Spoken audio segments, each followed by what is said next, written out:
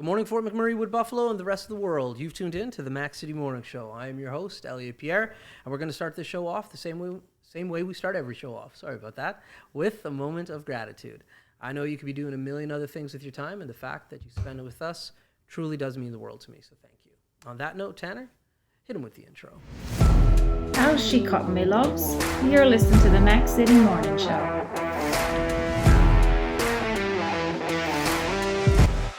All right, and we're back. I'm really excited about today's guest because Ali at Thickwood Barbershop hooked this one up. So big shout out to Ali and the boys for helping me get guests and also always making me look sharp with the hair and the beard. Thank you guys at Thickwood Barbershop next to the Black Horse Pub. The individual that I have on the show today, I actually don't know, never met before. So you guys know at home, I love to meet strangers. So on that note, I don't introduce my guests because they can do a better job of that than myself. So can you please tell everybody at home who you are and what you're about? So I'm Doug Doyle. I pastor Fort City Church up in Thickwood at the top of the hill there, across from Patty's. In case better locate, people know where Patty's is. There you go. I also happen to chair the Wood Buffalo Ministerial Association. Okay, so I have seen the church on the top of the hill. I've seen some of you guys' stuff on social media. Can you give me and everybody at home a little better understanding of what that church is all about? So we have a little mantra that goes like this: everyone is welcome, nobody's perfect, anything can happen. Okay. We're just a community of people from all walks of the Fort McMurray life who are looking to see their lives change, are looking for growth, and most importantly, are looking to be impacted by God. We obviously have a strong faith in the reality of God and the difference that he makes in our lives. And we seek to serve people by creating both spiritual services, worship services, and by serving the community in a number of different ways. Okay, and so how long have you been a pastor for? I've been at Fort City for 10 years. Okay. But I've been a pastor for almost 40 years. Okay, interesting. Now, my background as far as faith is concerned is I grew up in the Catholic Church. Okay. So you're going to have to help me out on this one because I only know what I know. Right. What's the difference between a priest and a pastor? That's a good question. So I'm not sure I can answer that very well. That's okay. Listen. Because I'm not a priest. I wasn't, Right. But like you said, Elliot, you only know what you know. That's exactly it. But basically, a pastor, I think pastors and priests are fairly similar. I mean, one of the basic differences, we can get married, have kids. Okay. Right, things like that. Right. We're both wanting to serve the local community. We're both involved in churches that seek to make our communities better places to live. Right. And we're both trying to help people get closer to God. So okay. we're similar. Very similar. Just not identical. Yeah. We're not as formal and all of that. We're a much more informal church, and so as you notice, I'm not wearing priestly garb. That's right. I kind of wear more just what other people wear. Street clothes. Are you allowed to have other jobs other from being a pastor? Because I know priests they live in that. I don't know if it's a house. Well, they live on site basically. The monastery. Thank you. And but I know some other faiths, some of the, I don't know if you want to call them pastors, but the leaders have different positions. Or is this you're all in your own? So in the years that I've been a pastor, I've also served as a camp director. Okay. Cool. Things like that, working with kids. Right. Not all of our team is full-time, so some of them have other things that they do as well. Right. And I find that two of our interesting. team are full-time, and this is where this is our primary focus. Okay, very neat. Now, in regards to getting involved, what is the process to becoming pastor? Is there courses you have to take? Is there schools? I know I had a lot of friends who were Christian and they went to Christian universities and then they were able to kind of get more into their faith and kind of propel that into working in their churches. So what's that process look like? Well, the process varies a bit. For me, I did the very traditional route. I did a degree at the University of Toronto, Bachelor of Arts. From there, I went to a seminary called Tyndale Seminary, graduated with what's called a Master of Divinity. Okay. But I have my my associate pastor. He's the pastor of team development. His name is Lucas Welsh. He is Métis in background, and within our church denomination, we're part of a church family called the Christian Missionary Alliance. Okay. And there's provision for an educational track for people of Métis and First Nations background. Okay. I helped to write it, and so right now he's going through a program that is not formal schooling, but it is formal schooling. Right. So Right. it's a whole series of stuff that's very much like what I did, but we're not sending him off to a formal institution to do it. Okay. He'll eventually be examined for it. And I'm really excited that our church family has allowed him to be able to take the route that he's going to be able to be fully ordained as a pastor as well. That's phenomenal. So, like, if there is somebody who's local who just has that passion of wanting to help lead and share the word, they can do that locally. They don't necessarily have to. Yeah, travel for that. and we have various levels of what you can and can't do. So Right. several of my staff are just going through what they call a credentialing process, but they will not be ordained. So those are just strange words that Yeah. just mean different levels Of course. of Yeah. Now, with the Catholic Church, I know like there's like a hierarchy or a governing body, and it kind of all stops at the Vatican.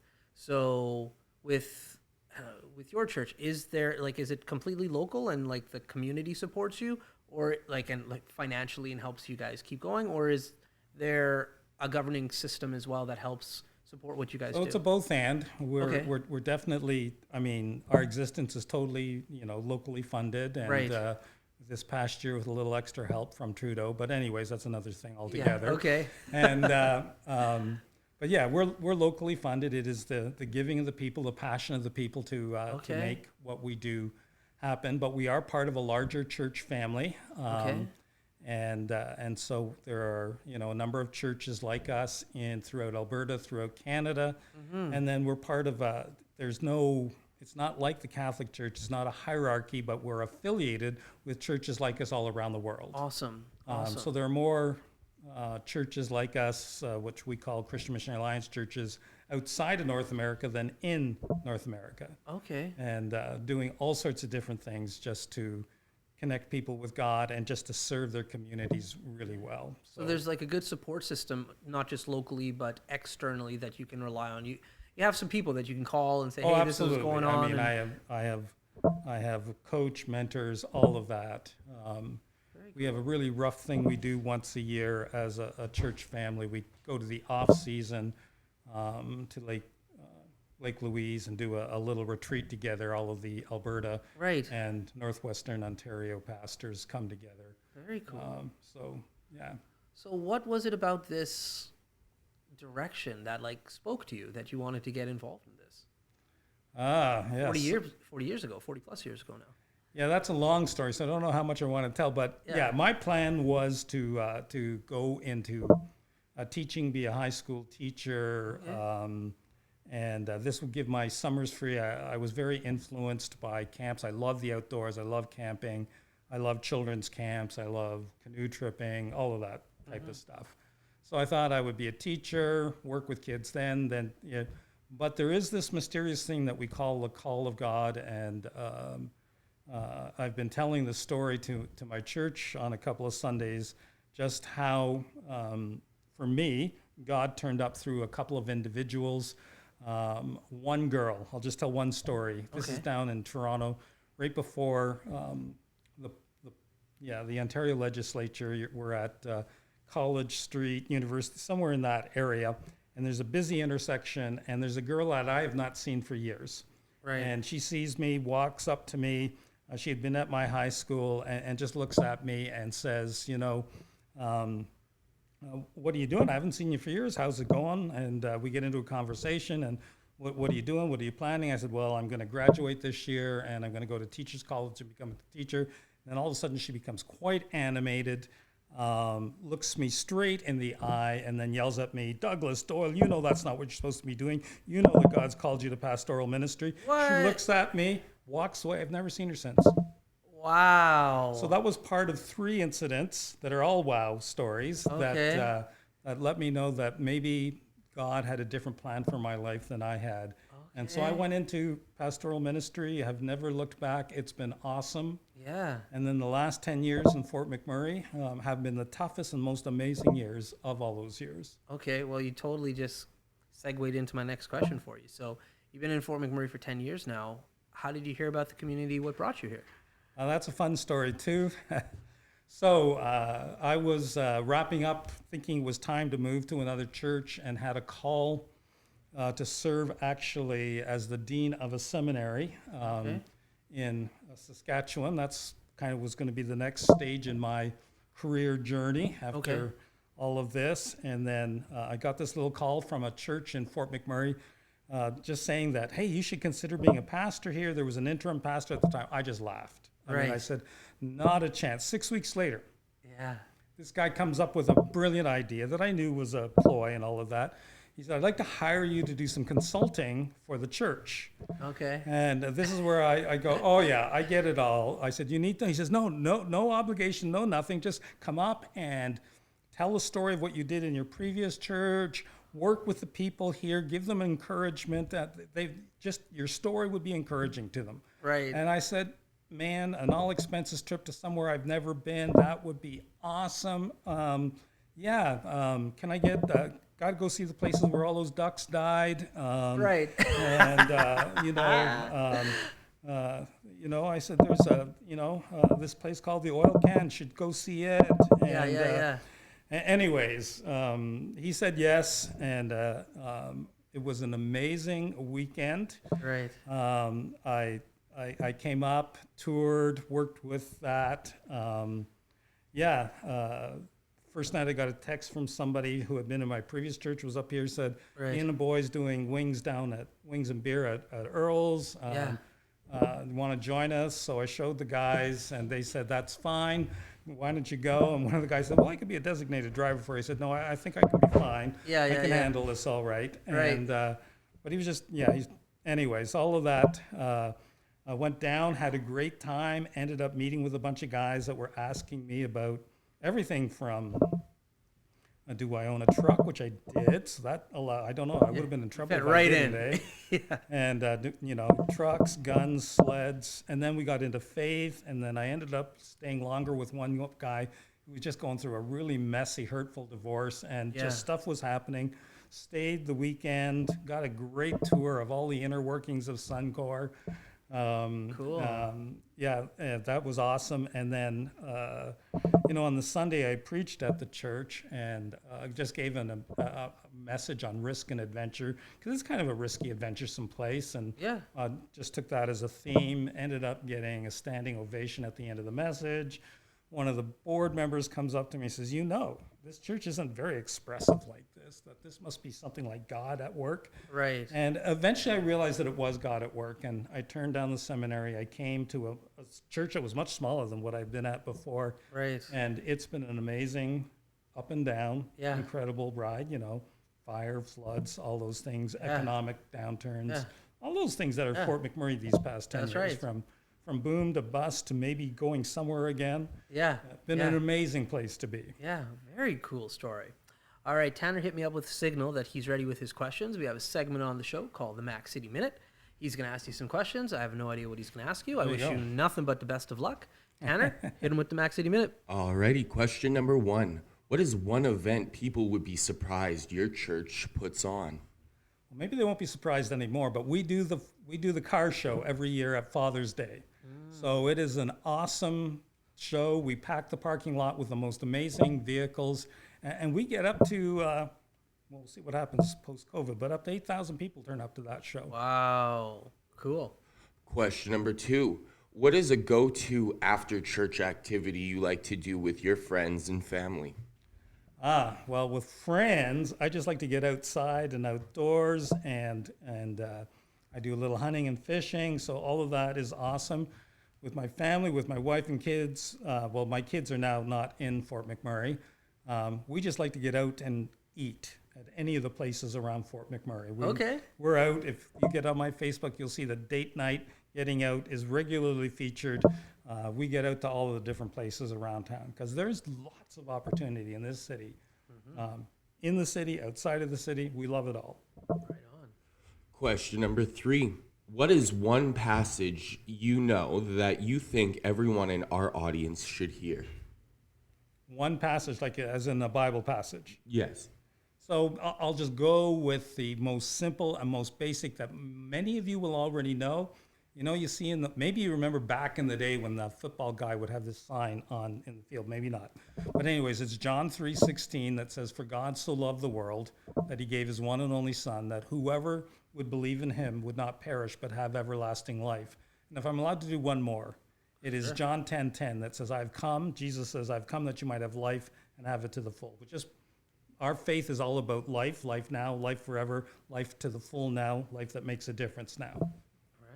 Nice. Question number 4. What is one part of being a pastor that you did not expect to be a part of the job? I have to think about that one for a second. But nothing has surprised me in the 40 years, which is I don't mean that to be an arrogant statement or anything. It's just the surprising thing is everything goes. Anything can happen, right? Right. So you're working with people in the middle of crisis. You're working with government. I guess the part that I didn't expect as much is, particularly in Fort McMurray, how closely you end up working with some councillors, mayors, and things like that, how you become a part of the pulse beat of the city, Right. not just your faith community. Right. And your final question, what is one thing you're interested in? What is one thing that your congregation would be shocked to find out their pastor loves? I don't know. I tell them everything about me so that they won't be shocked when they see me doing it. So they're not shocked to find out that I like craft beer. So some churches they would be.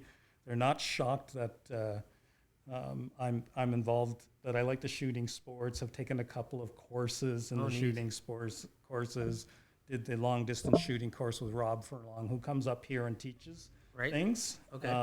But I don't think most people outside my church would expect those would be typical of a pastor.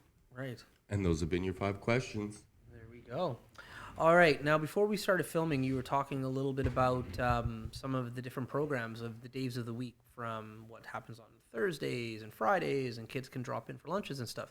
Can you elaborate on some of that, or not elaborate, tell the people at home what those programs are so that they can potentially get involved if they feel they fall into those categories? Yeah, I mean, we'll start with Sunday, which is core to who we are. We offer 2 worship services with kids programming. Our worship services are a little bit in contemporary in feel.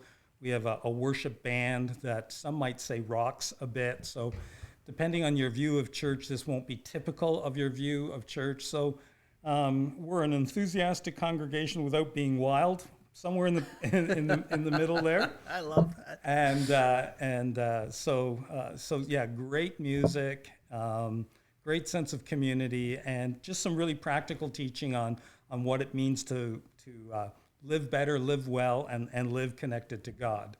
Out of that flows all sorts of different small groups where people meet throughout the week in homes online right now, just to discuss either something from the message or something like parenting, finances, just prayer, just a whole variety of different things. We have a particular course that I think is awesome called Starting Point. It's a safe place where people can ask any questions and just come and explore faith, and anything goes, right? Okay. And that's led by Lucas, the pastor of team development. We during the week, our kids ministry offers a parent and children drop-in a couple of days a week where you can just drop in, get to know one another, let your kids play in a safe area. So that's incredibly, it's just community building and all of that. We work with an organization called Youth with a Mission, and on Tuesdays and Thursdays we work with them to be able to provide lunches for youth in the area, and they just drop in and hoard in. These kids just come running in for lunch. It's an amazing thing to watch. We have a youth night on Tuesday nights where high school and junior high youth just come and hang out and learn about faith and enjoy. each other. Thursday nights, our YWAM offers a family night for it's a lot of single parent families, families at risk, a lot of people who are just struggling a little bit, and we provide a meal, and out of that create a pile of support services for these families. Okay. So that's part of what we do. I mean, I could keep going. We just have a variety of different activities that work at meeting people's needs for life, growth, faith, at all ages, from nursery through to adult. Right. Oh, we do our men get together every Saturday morning and just do breakfast together in the church lobby. Just it's a hangout. Yeah. And our guys also do these wing nights out in various pubs and bars around town. Right. And looking forward, now that the rules are relaxing, to getting that up and going a little bit more as well. So just a chill place. Yes, absolutely. Yeah. Doesn't all have to be serious. Oh no, it's not all serious. That's for sure. Awesome. That's very cool. All right, man. Listen, I'm very disappointed to say what I'm about to say, but we're at the end of the 20 minutes. There you go. That's a show. It flies. I have so many more questions for you in regards to, I want to talk to you about your love for food and everywhere you're going. I wanted to talk to you about like the hunting and fishing. There's so many more questions, and I really do want to hear the other 2 stories that got you on this this journey. Go. So please come back again. All right. And chat with me some more so I can learn a little bit more about you and the church. Awesome. Sweet. Thank you. Now, before I cut you loose, though, everybody gets a shameless shout out or plug. So before you go, you got a shameless shout out or plug. So you got the mics, the camera, and lights on you. Have fun. All right. So I'll just plug Fort City Church Sundays at 9:30 and 11:15. We would love to see you out. As we say, everyone's welcome. Nobody's perfect. Anything can happen. You're welcome to join us. And how can people find you online? We're at fortcitychurch.ca. There we go. Sweet. All right. Well, Fort McMurray, Wood Buffalo, and the rest of the world, that's been another episode of the Mac City Morning Show. Thank you very much for tuning in. It does mean the world to me. I hope you're having a great day, and we'll see you tomorrow. Peace. I said this. That's another Mac City Morning Show done. It's so ballistic!